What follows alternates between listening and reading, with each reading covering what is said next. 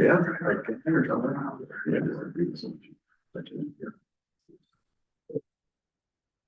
We're good. All right, welcome to the September meeting of the Commission of Governmental Ethics and Election Practices. We're here at September 25th, and our first agenda item is ratification of the minutes of the July 24th, 2024 meeting. Does anybody want to make a motion? I'll make a motion to accept it with an incredibly tiny change. Okay, On page 3, near the bottom, says Mr. Marble said wanted. I think we're missing the word he. That's all. so we'll move to amend the, I'll move to amend the minutes to add he in that location. Is there a second? Sure. Second. Yeah. It's been moved and seconded twice that we move the, we amend the minutes. All in favor, please say aye. Aye. All opposed, please say no. Your motion to accept the minutes has been made. Is there a second? Second. Been moved and seconded that we ratify the minutes of July 24th, 2024. All in favor, please say aye. Aye. All opposed, please say no. It's been ratified. On to agenda item 2. This is a request for penalty waiver for the Maine Republican Party. Is there anybody here to address us about this? Great, please come up to the witness chair.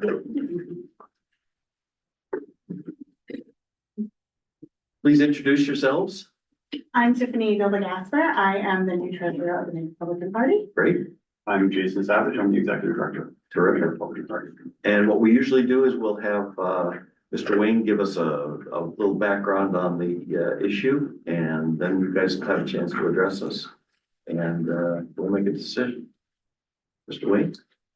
Sure. The way our reporting system works is most transactions that happen in the last 13 days before primary or general election get disclosed in the report that's filed after the election. So what the legislature decided here in Maine, like in other states, is that there are certain large transactions in that 13-day period that PACs and candidates and parties have to report in a special report that's required to be filed within 24 hours. So that includes if a state party committee receives a contribution of $5,000 or more, they have to report it within 24 hours in that 13-day period. So the Maine Republican Party, just before the primary election, received a couple of those contributions. That required the party to file the 24-hour reports on June 4th and June 5th. And the reports were filed 5 days late and 48 days late. And the two preliminary penalties total $18,875. So the party is here to ask for a waiver of that preliminary penalty. And commission staff considered what to recommend to you. We don't have a lot of late reports by the two major parties. They usually do a very good job of filing these on time. We looked back at an example that happened 10 years ago, and there was a intervening citizen initiative, which sort of doubled the penalties. So taking everything into consideration, our recommendation was to assess for you to assess two penalties of $1,500 each for a total of $3,000. Okay, great. Are there questions from commissioners for Mr. Wayne? No. No. Okay, please. So I am fairly new to this, and we had a prior treasurer who was there 15 years, and then a very short interim where we had a deputy treasurer who was kind of handling things before I got elected. So going into this, I was not aware that the kind of safeholds of our reporting company that we do use, who does all of our financials, did not have access to the notifications that come through. So when I found out, of course, it was too late. And subsequently, we had those late filings. And so I've taken measures, of course, in that to make sure that they're added to the account so they can file, and they also get notifications of when filings are due. That was something that hadn't been previously done. So I took care of that to make sure that we wouldn't have any further violations And, you know, this is a big transition time, and of course, an election year, of course, which is the worst. So we really had no time to kind of dig into these things as I just kind of jumped in and went forward. It didn't, you know, thankfully did not hurt any of the public knowledge. It was just shy of the general election time. And so, you know, I would like to hope that we could request that there be no fine involved in that, just due to the nature of the transitions, 3 transitions back to back, really just kind of set everyone for a little bit of a loop. But we've definitely controlled it since then. Great, I'm glad you got a plan in place. Are there questions or comments from commissioners? Just briefly, when did you, come on board? In March, In March of Yep, this year? and it took us many months just to get everything, even to be added onto the bank account. It took quite some time to get all the moving parts, as everyone had to sign off on stuff. So, I actually really didn't start kind of being able to fill a role as I needed to be until really July. Yeah. Go ahead. So the party uses an outside firm to do its reporting, its filings? Yeah, if you want, yes. I'd like to Sure. talk a little bit, please, and I've been at this for a while. So we use a firm out of Massachusetts that a state party has to comply with not only the laws of the state of Maine, but also the Federal Election Commission. And so we use a compliance firm that manages all of that. Historically, we've had one person, sometimes 2, over the course of the decade that we've been really using them, that has handled our account. And at the same time, we were seeing this transition with the longstanding treasurer leave, deputy treasurer coming in to manage, and then Tiffany being elected. Our account was being shuffled down there between people as things were changing there. So we kind of had this transition on both sides. And I think from my perspective, I thought that it was business as usual with them and things were on track. But I think that the sort of dual transition caused that. It was a piece of that, sort of a perfect storm of all these pieces just not coming together right in that period of time. But we now have that sorted out. And when you're dealing with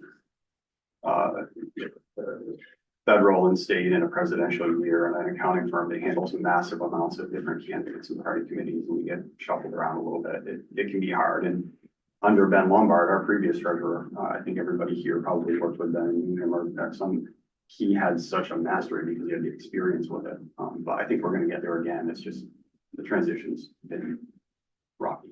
Sure. Commissioner Mark. Sort of a follow-up, Jason, you've been the executive director for how long? Since 2013.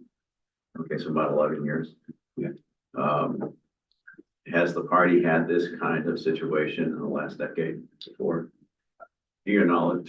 So I feel like we've had 2 or 3 instances over that decade of different issues.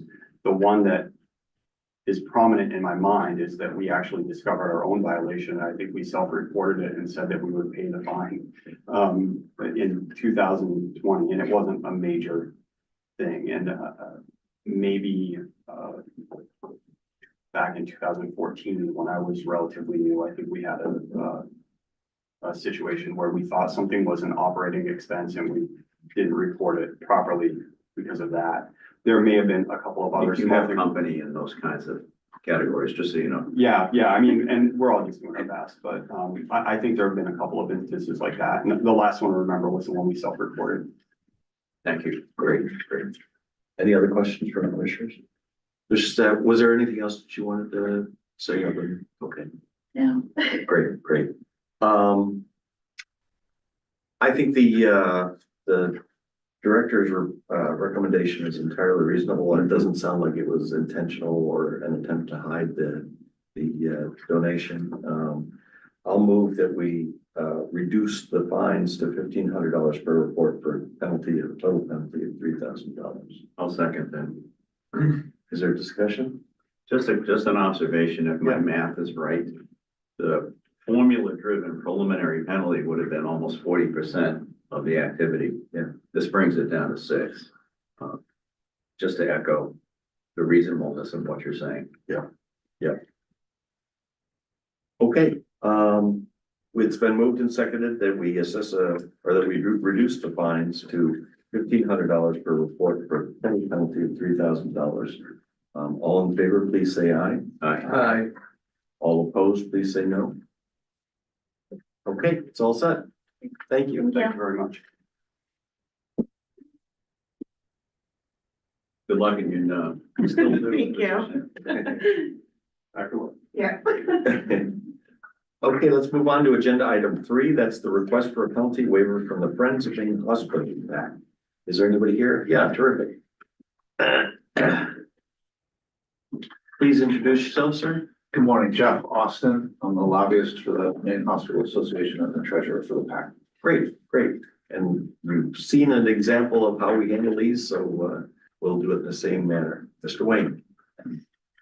So this is also a 24-hour report that was filed late.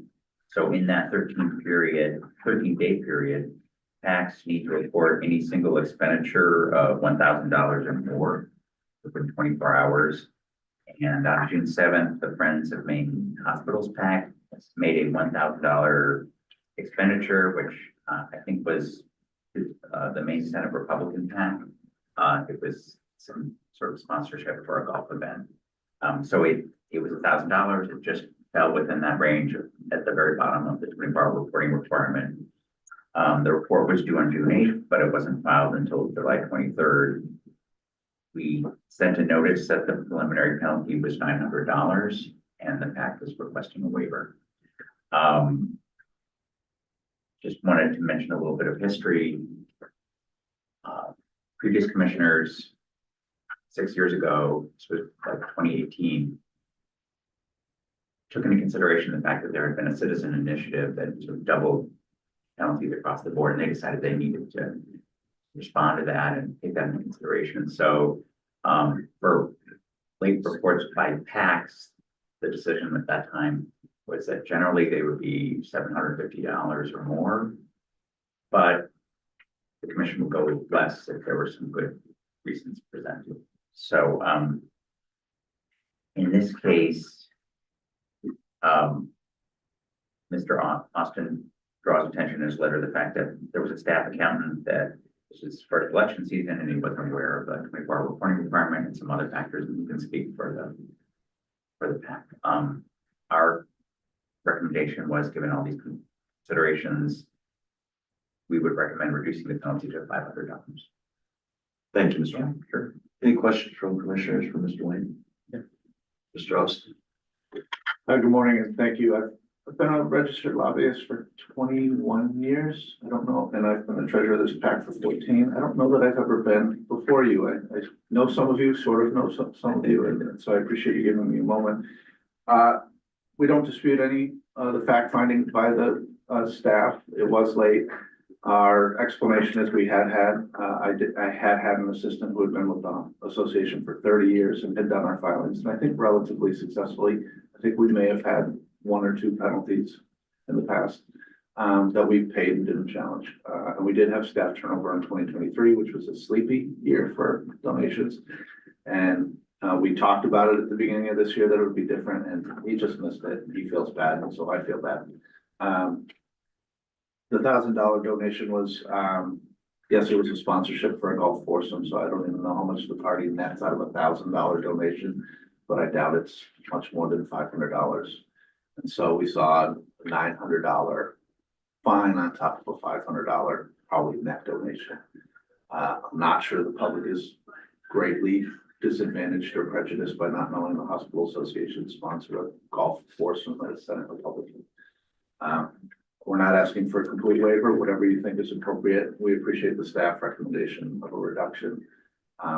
We apologize if he feels bad, and so we feel bad, but I wanted to approve it for you and at least think about it. So thank you for your time. Thank you. Questions from commissioners? For sure.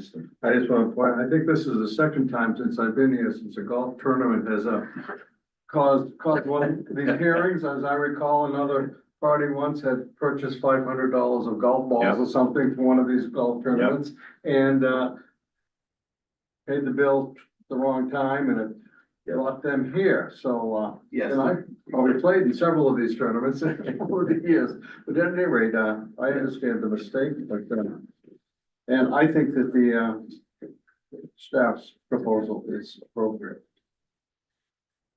Commissioner Marvel. I'm not even sure exactly why I'm about to say what I'm gonna say, because I want to honor the history of this and why the fines were increased.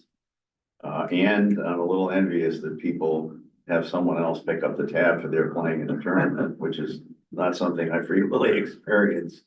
I just think even 500 off 1,000 is heavy duty, and I would recommend reducing it to 3. Just to let you know where I'm at. Okay. Any other questions for Mr. Austin?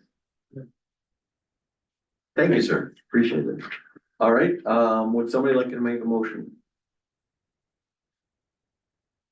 Well, I'll move that, we reduce the, penalty to $500. I'll second that. Is there discussion? Okay, all in favor, please say aye. All opposed, please say no. Terrific, it passes, we're reducing the fine to $500. Agenda item 4, I think we have a couple people zooming in. Mr. Levitt is on, and I just invited him, but, the other gentleman is not, with us. Okay.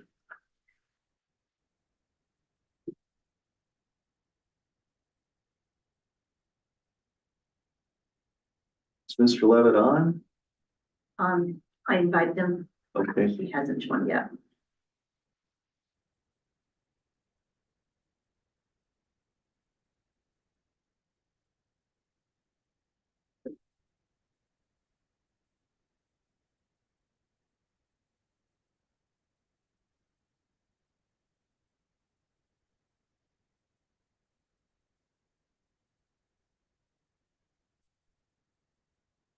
well, we can pass this and give him a moment to get on it, if that would make sense.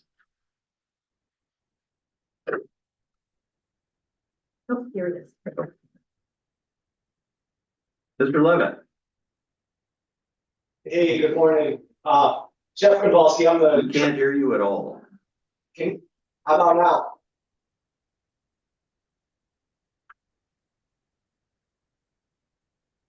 Are you hearing your microphone? Check 1, 2.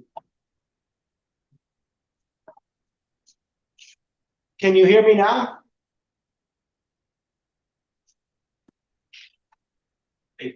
Can you hear me? They can't hear us. We'll get there.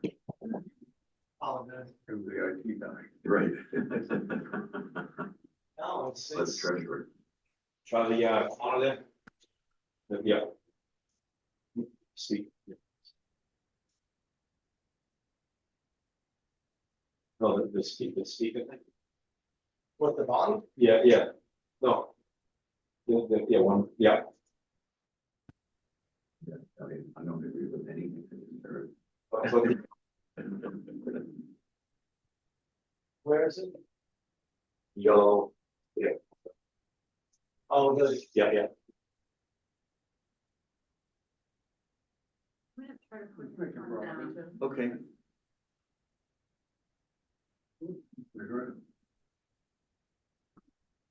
Fair view.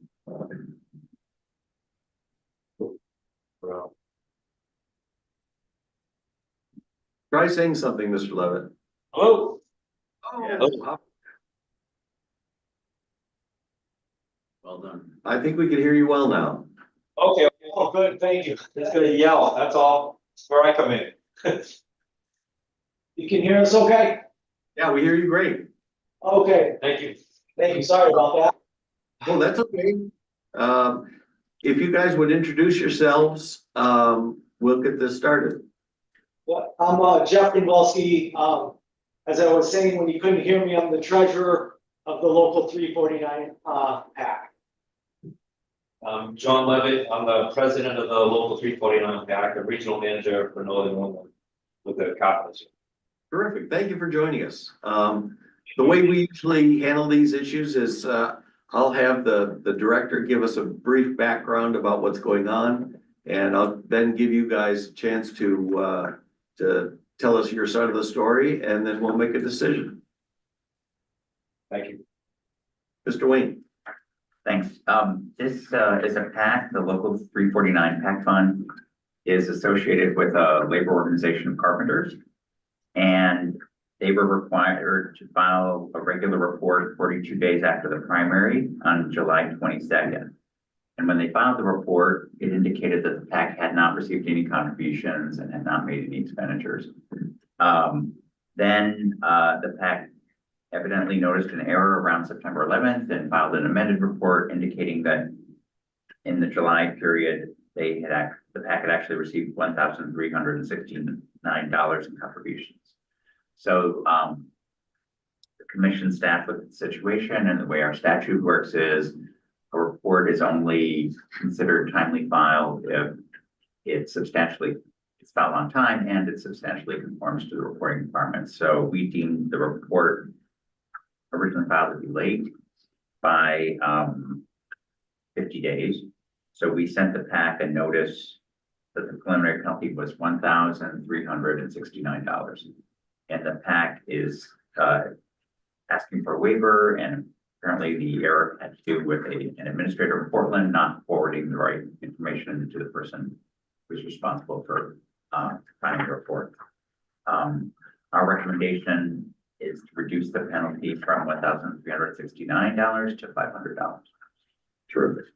Any questions from commissioners? No, just to restate, to make sure I've got this. In essence, Jonathan, they recognized that they had had activity that they had in fact not originally reported. They then reported an amended report, but that doesn't change the original report of the date. Is that close? Yeah, I mean, yeah, the part about them noticing the error is actually something I don't have any personal knowledge of, so they can explain that. Okay. But that's my inference, is that they've noticed there was an error. So we have two versions of the report on file with us. We have the July report that indicated there was no activity in that period. And we have the amended report that acknowledges it received $1,369 of income. Thank you. Commissioner Hastings? Yes, Jonathan, as I understand it, then if people file an amended report that makes a minor correction, the staff considers that to be dated back to you don't consider that to be a violation. But if it's a substantial omission, for instance, going from zero, no activity to reporting $1,000 or something, then you disregard sort of the initial report and consider this to be the initial report and call that late or something like, is that? Yeah, that's So minor, right. minor corrections, you do not consider to be violations. Right, I mean, technically, maybe, they didn't fully comply, but we don't consider the original report to be late. There's no financial penalty Okay. in that situation. Yeah. Do you have any guidelines on what's big, small? Yes, I mean, I think I'm not actually that involved in the day-to-day decisions on that, but I think the registrars look at the magnitude of the unreported activity in just in terms of how many dollars, but they also take into consideration a percentage, like how much of the originally reported amount was wrong. So those two factors. Okay. Yeah. Somewhat subjective. Yeah, I think there is some subjectivity. Other questions from commissioners? No. Okay. Gentlemen, would you like to address us? I'll do the overall, Jeff does the filing, and thank you for meeting with us. Thank you for the reduction, offer. And, it's just, it was a whiffed. We filed late. We thought there was a series of errors on our part. One being a new administrator, not, forwarding the notification to us, although we do know it's a biannual filing, so it is on us, but we just missed it. And we filed diligently in the past. I was surprised it was $1,300. We have $17,000 in fact. All the money's still there. We had two contributions of, I think it was $475 each, or in that area. And all the money is still there. It's members' contributions that fuel this back, fund this back, and You know, so again, it was an error in filing, and I know Jeff can get into the details, but what I understand it to be, when he tried to amend the report, it triggered, a late filing, and that got us here. Not that we're trying to get around anything, we're trying to amend it because it was an error, and, you know, again, that's, you know, the short of it is, it's an error on our part. I was hoping to get it waived, but we'll appreciate the board's, recommendations at the time. Jeff can get into that. Yeah, I mean, everything we've gone over so far is accurate, and I do wanna, like John mentioned, thank you for reducing it and hearing us out today. It's been a learning experience on my part for sure. One thing I do wanna add is, our internal structure had changed at that moment, with not only with the admins like John had discussed, but with how our organization would notify us. In the past and up until this deposit, I would receive a hard letter in the mail certified in order to get the itemized information as well as do this report. For some reason, the way that was communicated to us here changed on this specific time. Which also, kind of a perfect storm with the administrative changes as well as their change of notifying us. So that's why I whiffed it, and I definitely whiffed it. We all did. Yeah, and then just lastly, I just wanna bring up the part about the public harm piece that was in your letter, because I truly feel there was zero public harm, being that this was not, there's no third party involved in these contributions. This was all internal contributions from our organization to within our organization, so that the money was there, and I just missed it. So I do want to just point that out. This was not money from another source. This was our money internally moving, within our funds. It's a member's voluntary contribution. Terrific. Thank you very much, gentlemen. Are there questions from commissioners? Okay, thank you. I appreciate your presentation. I think, I don't think there was any intention to hide this or deceive the public or anything. I think the staff's recommendation of $500 is entirely appropriate. So I will move that we reduce the penalty to $500. Is there a second? I'll second that. Any discussion? No. Okay, all in favor, please say aye. Aye. All opposed, please say no. Terrific. So the fine will be reduced to $500, and thank you guys for helping us through. Thank you very much. Thank you. Appreciate your time.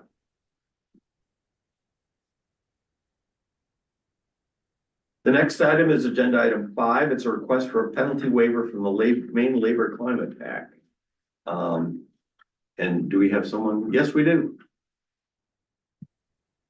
Hey, good morning, folks. I apologize for not being there in person. I'm Francis Eanes, and I'm the treasurer of the PAC, and I just wanted to say I had another meeting scheduled concurrently with this, so I'm juggling a couple of things. So I appreciate your patience and being online.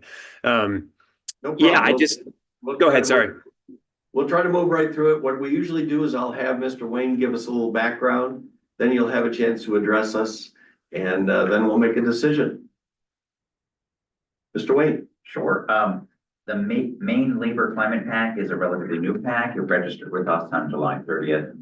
And on September 5th, it made an independent expenditure in the amount of $13,361. And that was for our communication to the voters to support 2 candidates for state senate in the general election. So the way the independent expenditure reporting schedule works, on the very next day, September 6th, there was a kind of a catch-all deadline for all IDs up through September 5th. So the PAC's ID was at the very end of that period, so the report was due on September 6th, and it was filed 2 days late. The preliminary penalty amount is $534.44. And, Mr.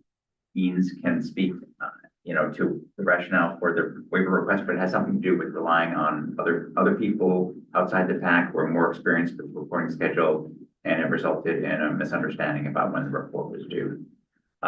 So taking all this into consideration, the staff is going to recommend a reduction from $534.44 down to $400.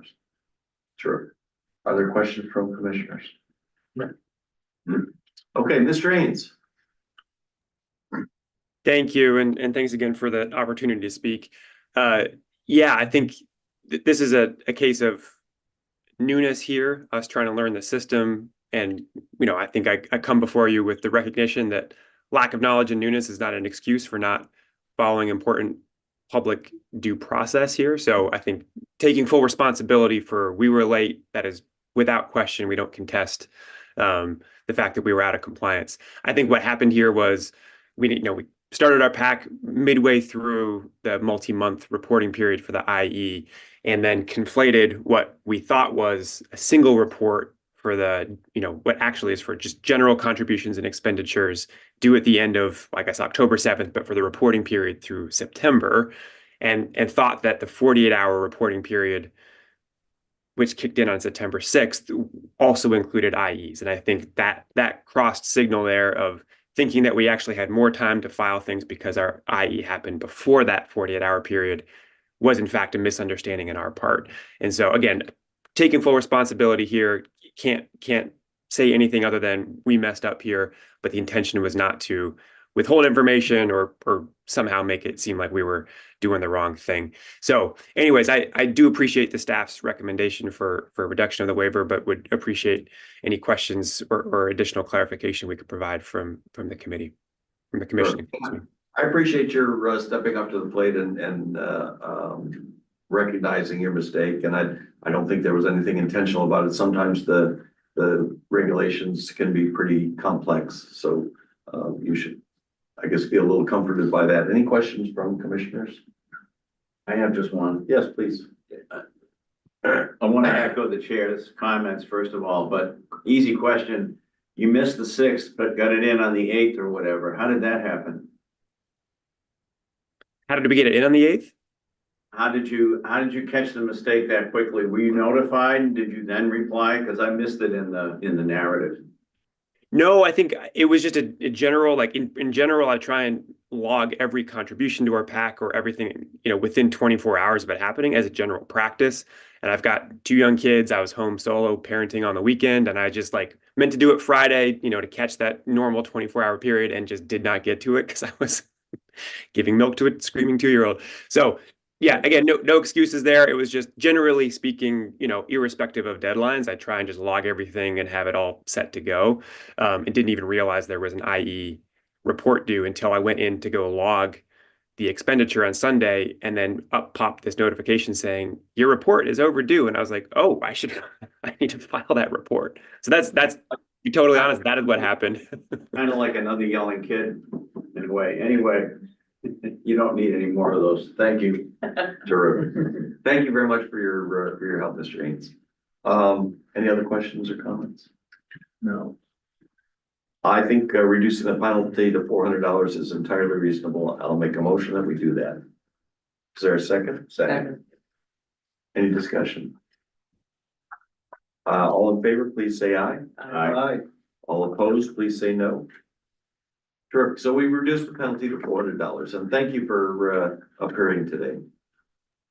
Thank you very much. And just in terms of paying the penalty, I assume all those instructions are in the notification of that we got, or are we going to get to follow up here confirming the new amount? I just want to make sure I don't miss that. You'll get a follow-up from Ms. Courier. Wonderful. I will pay attention and take care of that right away. Thank you all very much. Awesome. Thank you. Item number 6 is a request for a penalty waiver from the Bright Maine Future PAC. Mr. Tardy is here to represent them. Yes, good morning. Good morning. Mr. Wayne. So, on May 28th, the Bright Future Maine PAC made an independent expenditure to influence the primary election. It was advertising in support of a state senate candidate that cost $4,515. So the PAC was required to file an independent expenditure report on May 30th. And, but the report was filed in the correct manner 71 days later on August 9th.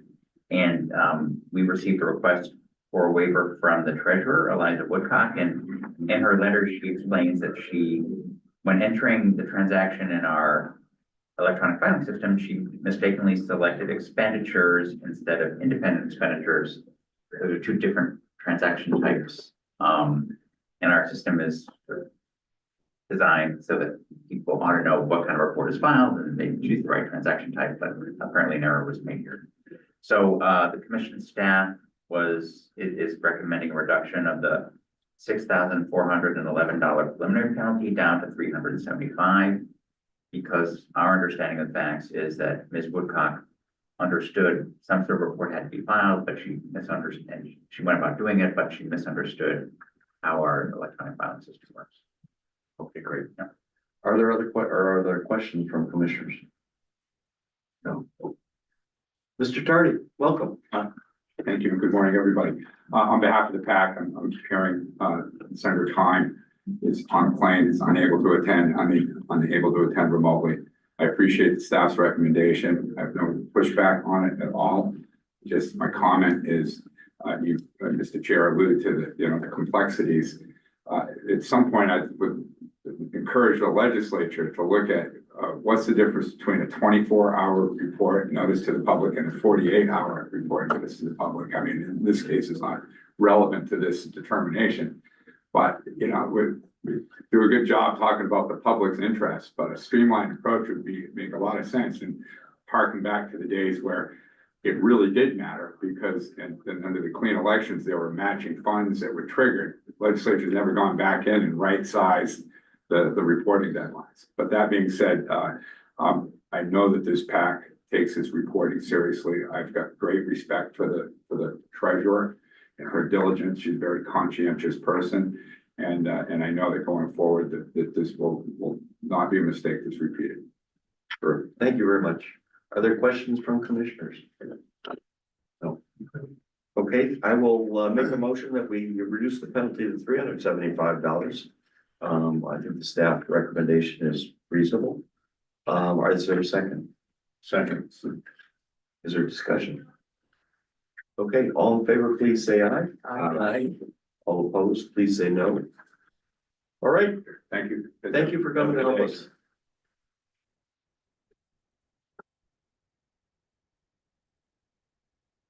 Okay, moving on to agenda item 7. This is the failure to file campaign finance reports from candidate John DeVoe. Is Mr. DeVoe going to appear or anything? Okay. So Mr. Wayne. Thanks.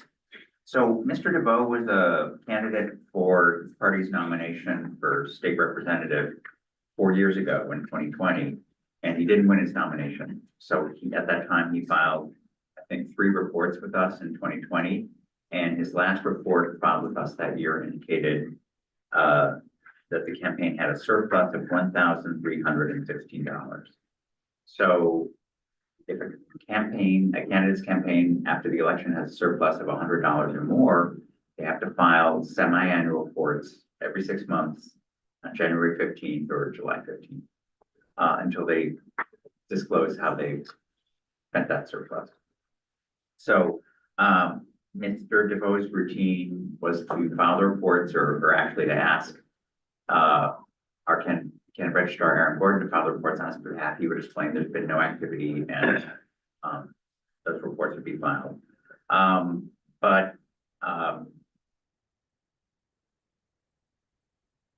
He did not file the reports that were due this year. So one report was due on January 16th and one report was due on July 15th. Aaron Gordon sent a lot of correspondence to him, trying to get him to file a lot of correspondence. And I want to comment on that in a second. But he still didn't file it, so we started this enforcement proceeding recommending penalties totaling $1,000 because he had not filed the reports. In response to that, he did file the reports late. They indicated that he didn't have any financial activity during those 2 periods. So we do have authorization under the law to assess a penalty of $100 per late report because they had no activity. And that's our recommendation, that you assess those 2 penalties for a total of $200. We think that's fair because he had so many opportunities to file these reports, even though they had no financial activity. We think some penalty is appropriate. So that's our recommendation. And, you know, I just wanted to take this opportunity to commend Aaron Gordon and our other candidate registrar, Lori Brand, because they do a terrific job. And it's rare that we ever come to you and say a candidate hasn't filed a report. I mean, we have 500 plus candidates per election year. We have 2 staff members, sort of encouraging them and monitoring them. They file like 6 reports a year around, and we almost never have any late unfiled reports. So that's a credit to the candidates, but also to the follow-up that Lori and Aaron do.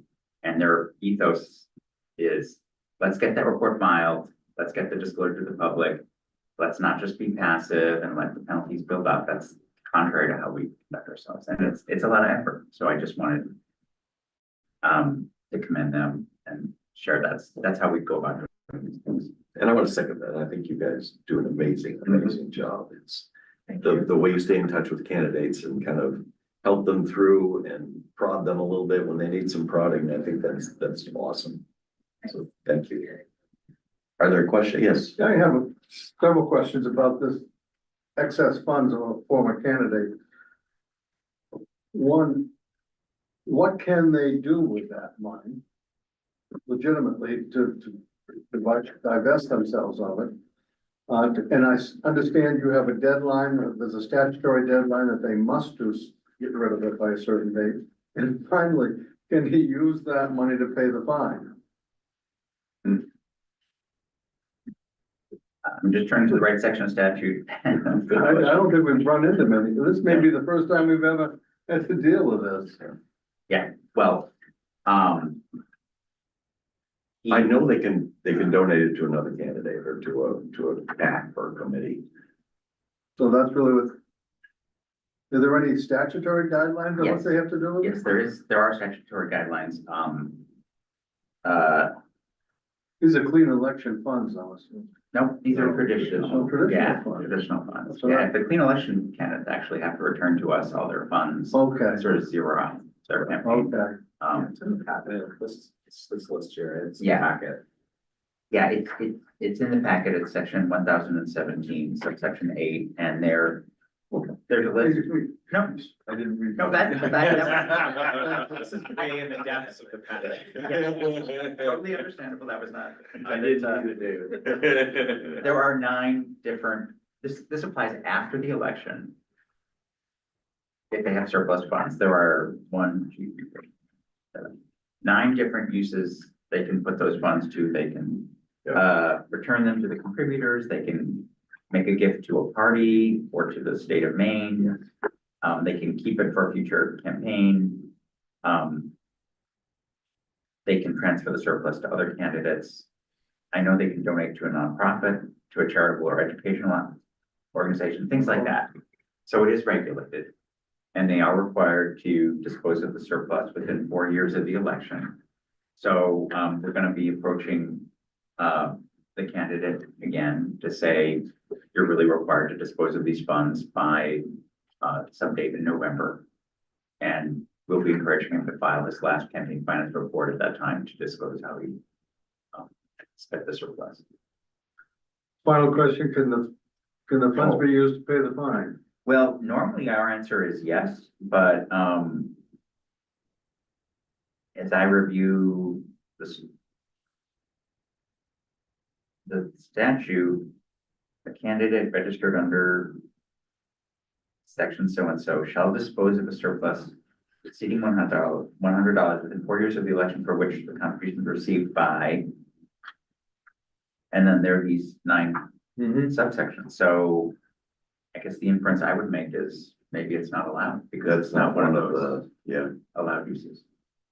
Someone might be able to try to bend, clause F or G, if they really wanted to. Call it somehow an expense. I'm not advocating that. I think you're right that somebody could make that argument. I would take a dim view of that, I think. Agreed. I mean, it is, well, it's kind of a debt owed by the campaign. But I guess the answer is no. We'll give that more consideration. You may have to. Yeah. There's a lot of stuff they can do with it.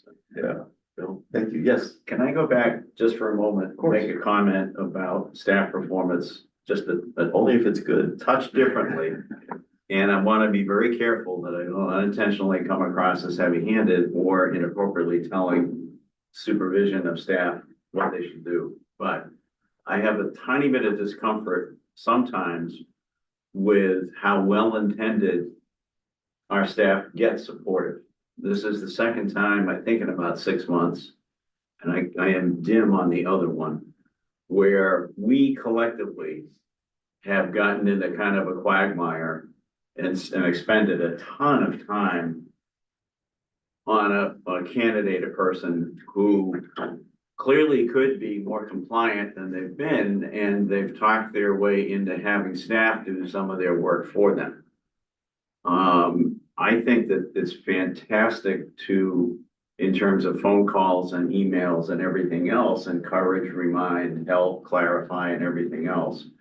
I'm not as comfortable when it gets to the point of staff actually pressing the trigger, actually filing a report for someone, because I think for the wrong kind of personality, that sanctions this responsibility where they're now going, well, I got the commission doing my work for me. Maybe I'm overreactive to this, but I want the staff to know that none of us, either silently or verbally, are saying, yeah, you should do their work for them, because that's not at all our stance. I think I speak for everybody. And if I'm making too big a deal of this, I apologize, but I'm very uncomfortable with candidates working in a system representing the public, having at their hand all the information in a complex world, and I agree with that, Mr. Chair. There's something about that final line of asking staff to do really what's their responsibility. I mean, I don't entirely agree. I think it's wonderful that the staff is willing to help people out to that extent when they need it. I think this is a good case in which Ms. Gordon said, look, you've messed this up X number of times. I'm not gonna carry your weight anymore. And I think that's a great thing. I think she made an excellent judgment in this case to tell the candidate that he needs to go ahead and do it himself. And I think the staff is extremely helpful and that they're willing to help right up to that extent. I don't think that relieves anybody of any responsibility. And I think that the way it works now is a nice balance of interests. Just my opinion. Any other thoughts, questions, comments? Okay. Mr. DeVoe's not here for us to hear from him, so I'll make a motion that we assess 2 late filing penalties of $100 each for a total of $200 pursuant to 21 AMRS section 1004-81. Is there a second? Second. Is there discussion? All in favor, please say aye. Aye. All opposed, please say no. Okay. Thank you. And thank you again, Ms. Gordon.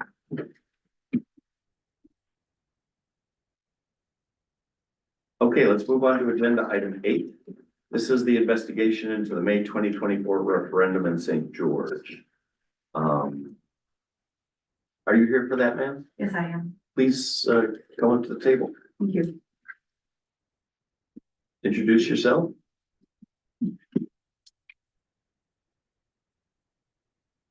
Good morning, everyone. My name is Ann Matlack. I'm currently the House Representative for District 43, which includes the communities of Cushing, Thomaston, South Thomaston, St. George, and Owl's Head. And I was the sponsor of LD 1336, which implemented the statute that requires in smaller communities that payments, expenditures made on behalf of a referendum issue be reported to the Maine Ethics Commission. And ironically enough, my town experienced just that in May when a post. And actually, I'll stop you right there because we're gonna get a report from Mr. Wayne on the status of the investigation. Certainly. Thank you. Well, great. I mean, I don't want to preempt. No, Okay. I need to hear from you on Yes. Sure, what the background is. sure. Well, I was gonna just summarize what has happened since the last meeting. Please do. So at your last meeting, July 24th, the commission authorized the staff to conduct an investigation into this postcard mailing. It was received by voters in St. George, Maine on around May 10th. That was 3 days before a referendum that was on the town ballot. The proposition that the voters were looking at was whether to authorize the town to transfer a parcel of land for free to a subsidiary of the local community development corporation, which that entity would use to build up to 7 affordable homes. So that was on the ballot. The proposition did not pass. And because the card expressly advocated a no vote on that referendum, and because it probably cost more than $500, the card in all likelihood was required to state the name and the address of the person who made the expenditure for the mailing. It didn't include that information. It was an anonymous postcard. So following the meeting, I did some investigating. What this represents for me is sort of an interim report back and an inquiry whether you want me to take any more steps, and I'm very open to your suggestions. So I interviewed 10 residents of St. George. These were people who either have some connection to the town government or active in municipal affairs. They're on relevant committees. And I asked around, did they know who sent the mailing? If they didn't know who sent the mailing, did they know people who might know who sent the mailing? Some of these 10 witnesses I interviewed had already done some poking around. They were curious about it. Some of the folks were supportive of the housing project, but not all of them. I also talked to some people who were not in favor of the housing project. My objective was to find out who was responsible, to talk to them about the costs, and to assess whether the situation was compliant or not. Unfortunately, I wasn't able to identify who it was. People didn't know. I followed up with the people they identified who might know. They didn't know either. So the fuller information is in the staff memo that is in the packet. I also talked to 4 print shops, showed them the mailer in person, and they all said they did not have hand printing and mailing it. And one said it didn't look professionally printed, right? That was the manager of the Staples print shop in Rockland. That was not, like I said, the memo, that was not everybody's opinion. When I talked to print shops, a lot of them just took it for granted. It was from a professional print shop. Her opinion was based on the way the print, just various physical characteristics. She thought it could have been done in somebody's home.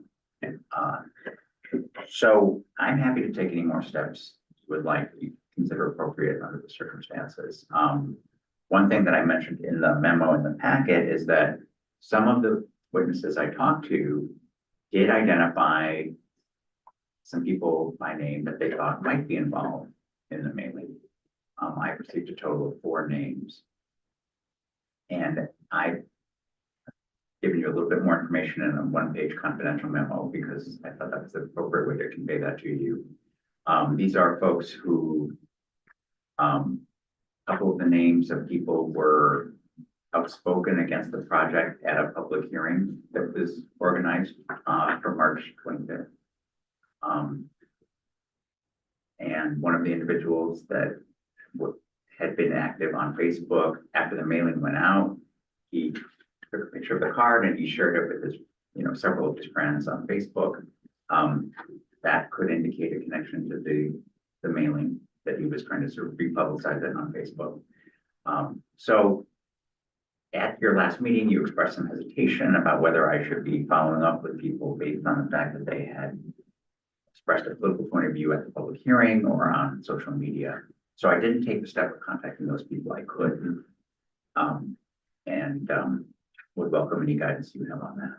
So this is an interim report back. That's what I've done so far. I'm happy to take any more steps you'd like. That's where I'm at. So really, there are both critical questions remain unanswered. The amount of the expenditure remains unanswered. And who made the expenditure and sent out the cards. That's correct. Okay. Are there other questions for Mr. Wayne, please? Yes, go ahead. A quick observation. I just want to commend the way you conducted yourself. And I'm in total support of what you've reported back about it. The other one calls for speculation on your part, which I'm sure you're very comfortable with. Do you think the fact that this has come to the commission and that you, the executive director, followed up with conversations with people in the community has helped in any way, at least inform the general public that there are right and wrong ways to do these things and there are laws and regulations? Well, I hope so. I mentioned in the memo that there were 3 news articles about the commission embarking on this investigation. One of them was in the Bangor Daily News, which has obviously a very wide circulation area. The other 2 news sources were local to that geographical area, which I think is beneficial. So hopefully some people reading those news stories in their paper or online will be like, oh yeah, there's a requirement there, and now it applies to the smaller towns and cities. So hopefully, I mean, this is, as Representative Matlack said, this is a recent expansion of the law. It's only been 11 months that it's been in effect. So hopefully there was some educational benefit, but hard for me to verify that. Well, I think I'd second Commissioner Marvel's intent there. I think it did get the word out a little bit, and this is a new law. And I think people, some people are undoubtedly more aware of it than they were. So I think your investigation accomplished the purpose. Commissioner Hastings. Yeah, I think everything that Jonathan has done is appropriate, but there does come a time when I don't think we should be directing and going to an individual solely because they took a position on the whatever the issue was, that was similar because they opposed this gift or whatever. I don't think that alone is enough reason that this commission should be directing an investigation toward that person in any way without any further some sort of evidence to say that that person was in fact involved. I mean, I'm sure there are a lot of people that voted against this in the town, and should we go to every one of them and say, did you do this act that was against the law? We're only asking you because you voted against it.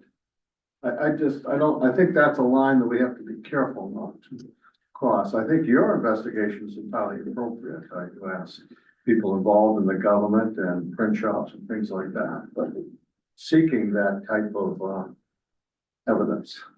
I agree 100%. I think you drew the line at exactly the right spot. I think pursuing an investigation and interviewing people who have only exercised their First Amendment rights and their right to political speech would be inappropriate. So I think you drew the right line, and I appreciate that. Thanks. I was trying to stay within your guidelines. I think this is the question that regional minds could differ on. Whether, there are, I explained in the memo the bases for each one of these 4 individuals. And what they're, in one case, like I said, somebody circulated on Facebook. Right. That might show an affinity towards the postcard. Right. Another person, the content of their comments at the public hearing about the problem, about the housing project were very consistent with what's in the post. So, there could be a little bit more than just outspokenness on the issue. Right, but they had all, the only reason they came to your attention was because they'd exercised their right to political speech. So I think that's an appropriate place to draw the line. Thanks. I'm just reporting back because you can, under Yes. you control the investigation. Yep, So no, I can do more, Nope, I understand that and I appreciate it. Are there other questions for Mr. Wayne? Comments? I'd like to hear from. Oh, we will. Yeah. Might have questions then. Okay, Representative? Thank you very much. And I understand about the freedom of speech and expressing a political, opinion. But the postcard was inflammatory. It was inaccurate. It was sent out to a very interesting group of people, who may or may not have been residents because it looked like an old tax list rather than anything else. So it was sent out willy-nilly. I think it was frustrating to me and to others that such a inflammatory and inaccurate piece of information was sent out without the opportunity for people to respond to it appropriately. It was sent, I got my postcard either Thursday or Friday before the election.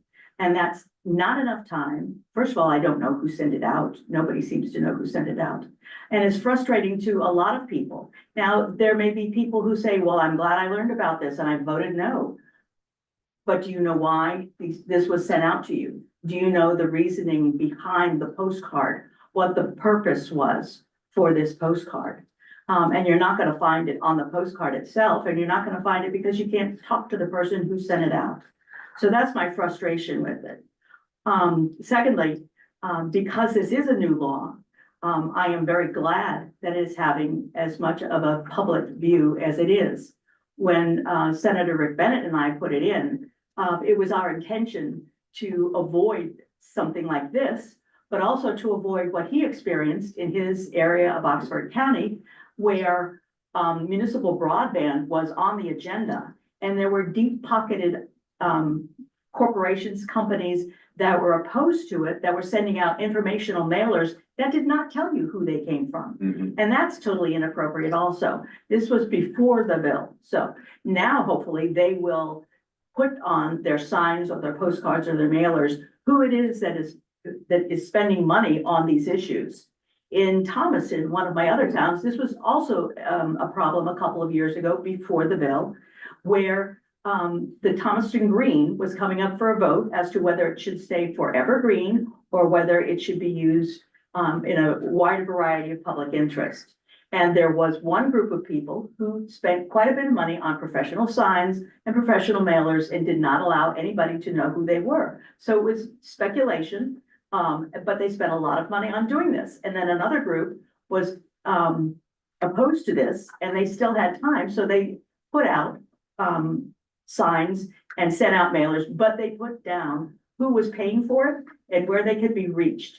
This was also done in advance of the election, so people could converse about who was right, who was wrong, where they disagreed, where they agreed. There was the opportunity to discuss. This postcard did not allow that to happen. This postcard was intentionally sent out late so that it would get to certain people in the community who did not know about this, who could be upset about this, and then just vote no. And that's what it turned out to be, was a no vote on this issue. I did not go back and look at the total number of people who voted in the referendum, but I can guarantee you there were a lot fewer there than there were in previous referendums because of the no vote. There's a contingency within St. George that's politically active in a low level. And when an issue comes up that they don't agree with, they will galvanize and they will oppose that issue without really allowing people on the other side of the issue to respond. So that's my frustration with this. And I totally agree with you folks that Mr. Wayne has done an exemplary job of trying to figure out who might have sent out these postcards. I haven't heard of anything. I keep inquiring as I go along. Has anybody heard anything about this? And nobody has. And I'm sure that whoever it was that sent it out is not going to tell too many people. So we're really not going to find out who it was.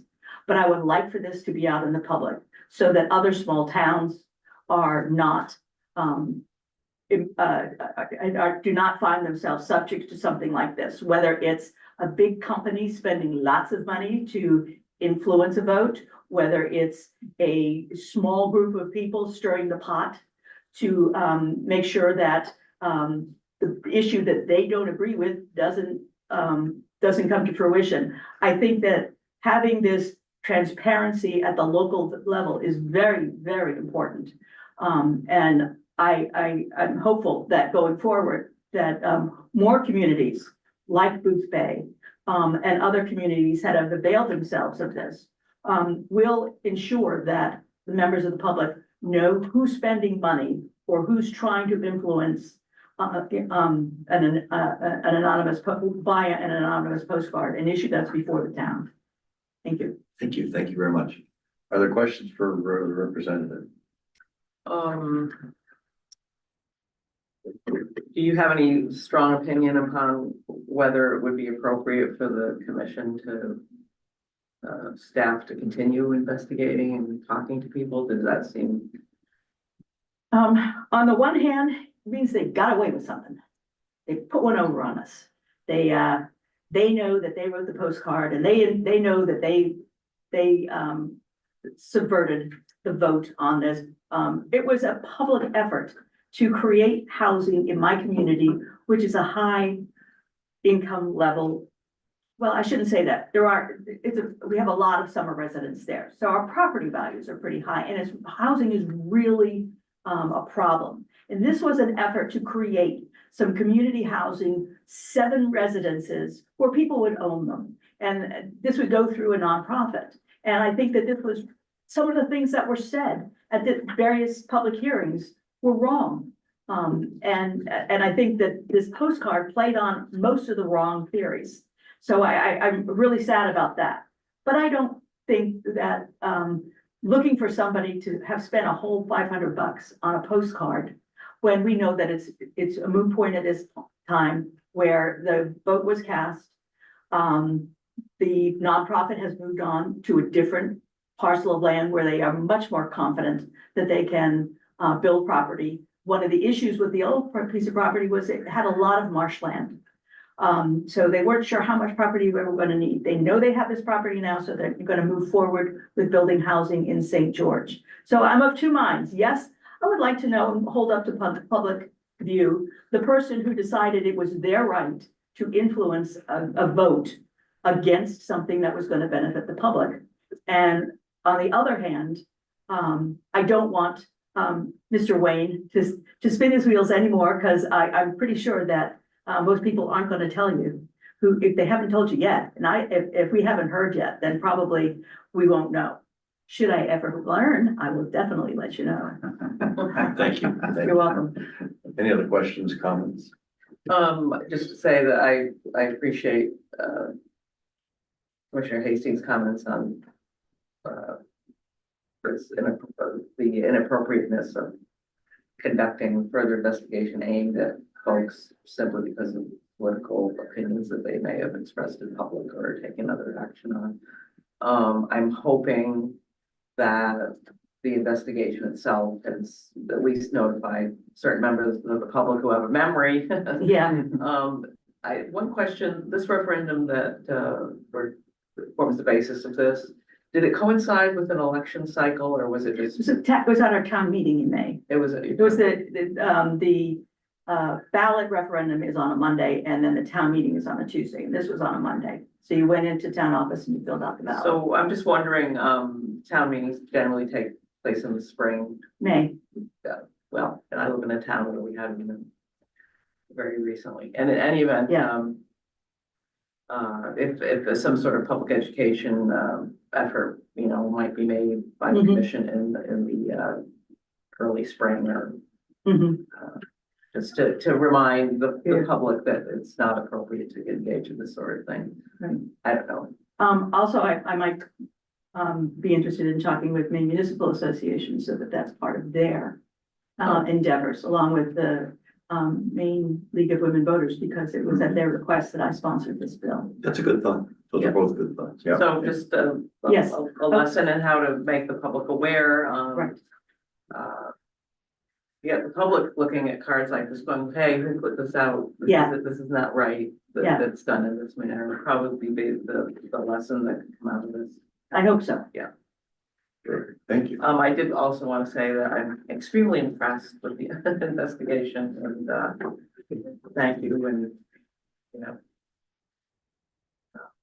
I'm glad we did it. I'm assuming that if information did come forward miraculously, in the future, that this would be subject to reopening. Yeah, we're free to read. Okay, all right. Which Mark? Just trying to be optimistic, I will share with you that I have noticed, and I'm sure everybody knows, that in the local a neighborhood sort of town, I'll call it community Facebook group I am a member of. People of various perspectives recently have found common ground on the idea of anonymous postings. People are collectively saying, hey, if you've got something you believe, put your name to it. So there's that sentiment available as well, I think. And also anonymous letters to the editor. Yeah. Where the medium, whether it be online or in print, they should not be allowed to obscure who it is that's saying these things that may or may not be inaccurate. If you're going to say something like that, you need to say it. You need to put your name on it. I agree.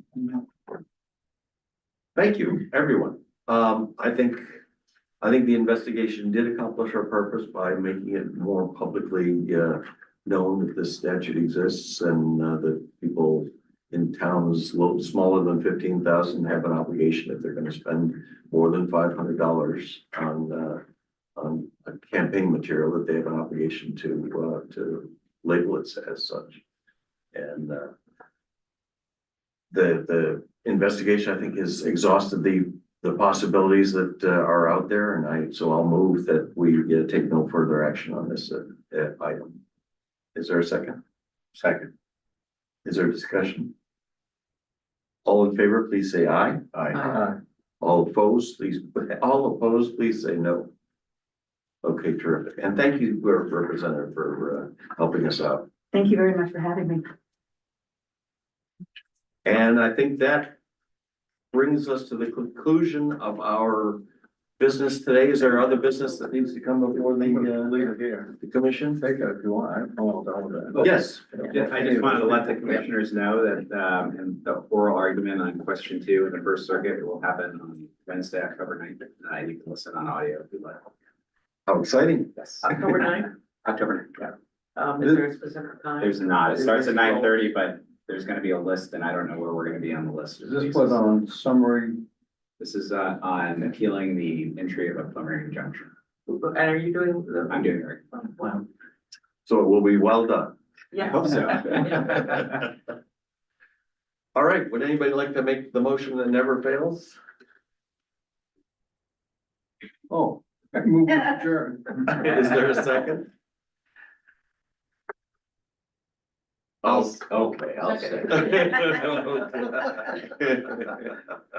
Debate not being allowed, but all in favor, please say aye. Aye. All opposed, please say no. We're adjourned. Thank you all for